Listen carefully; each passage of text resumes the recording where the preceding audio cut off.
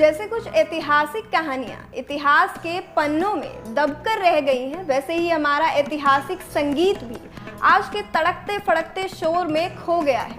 आज के दौर में सुकून वाला संगीत आपको सिर्फ पुरानी सीडीज में ही मिलेगा, लेकिन ऐसा पहली बार होगा कि आपको किसी न्यूज़ चैनल पर सुकून भरा संगीत सुनने को मिलेगा। जी हाँ, अब आपकी सुबह मिठास से भरी होगी। हाँ वर्षा, बिल्कुल सही कहा आपने। आजकल की भागदौड़ में सुकून ढूंढना वाकई बहुत मुश्किल है, लेकिन हम आपको मिलाते हैं एक ऐसे युवा कलाकार से जिन्होंने हमारी संगीत की विरासत को संजो के रखा है।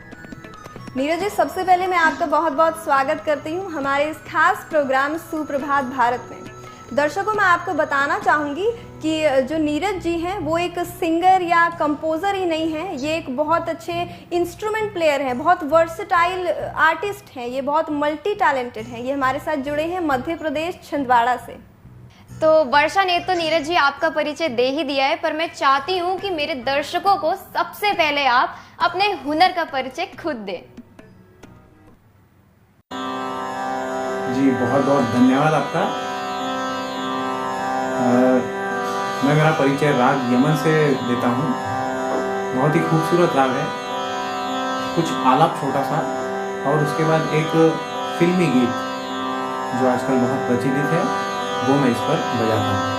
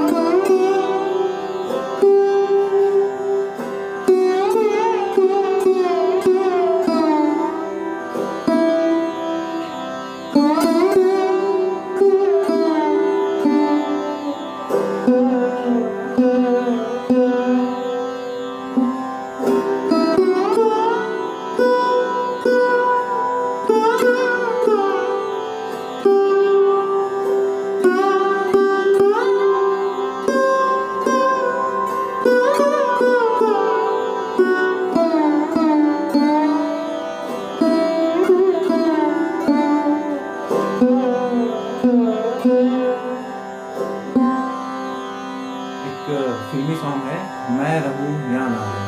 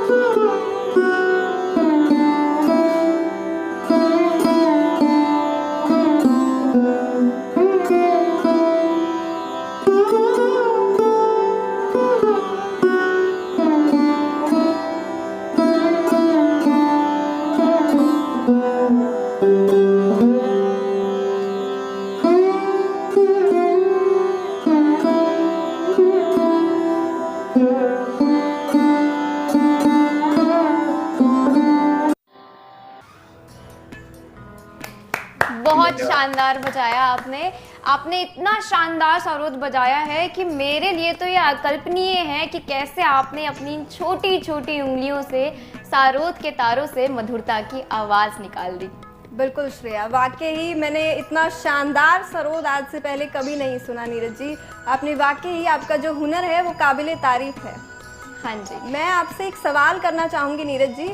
आप बहुत सारे इंस्ट्रूमेंट से आपका लगाव है, आपका गहरा रिश्ता है इंस्ट्रूमेंट्स के साथ, चाहे वो तबला हो, चाहे वो हारमोनियम हो या गिटार हो, या हमने आपकी वीडियोस में देखा आप बहुत अच्छा सरोद बजाते हैं, तबला बजाते हैं, लेकिन आपका एक तो ऐसा फेवरेट इंस्ट्रूमेंट होगा जिसका आपसे दिल का रिश्ता होगा। जी बिल्कुल।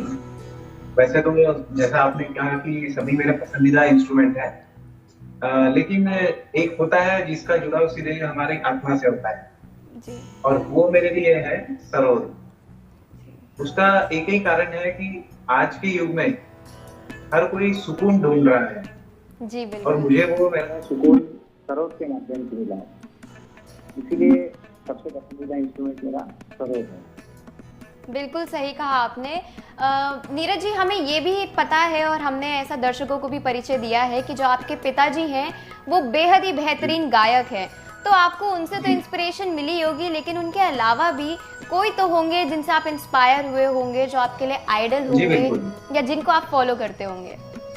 जी बिल्कुल, मेरी सांगीतिक शिक्षा मेरे पिताजी के द्वारा ही हुई है। बचपन से घर में वही माहौल रहा है, सब वहीं से शुरुआत हुई। लेकिन जैसे जैसे मेरी यात्रा बढ़ते गई, अच्छे गुरु की तलाश में मैं निकल पड़ा, और जल्द ही मेरी किस्मत थी कि मुझे बहुत अच्छे गुरु मिले।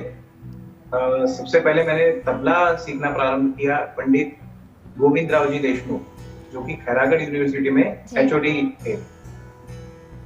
लगभग 12 साल उन्हीं से तबला सीखा। साथ ही साथ फिर उन्हीं के पुत्र पंडित पुष्कर जी देशमुख, उनसे मैंने सरोद सीखना प्रारंभ किया, और अभी भी मेरी शिक्षा जारी है, और वहीं से मुझे इंस्पिरेशन मिलता है और आगे भी मिलता रहेगा। बस।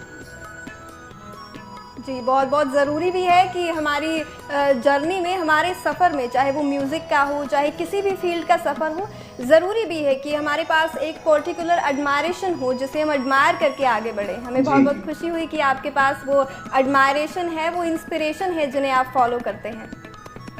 इसी के साथ नीरज जी, मैं आपको बहुत बहुत धन्यवाद कहना चाहूँगी हमारे साथ जुड़ने के लिए। वीके न्यूज़ दे रहा है हुनर का मंच। आज हमारी स्क्रीन पर नीरज जी थे, कल आप भी हो सकते हैं। तो जल्द से जल्द हमें अपने हुनर की वीडियो बनाकर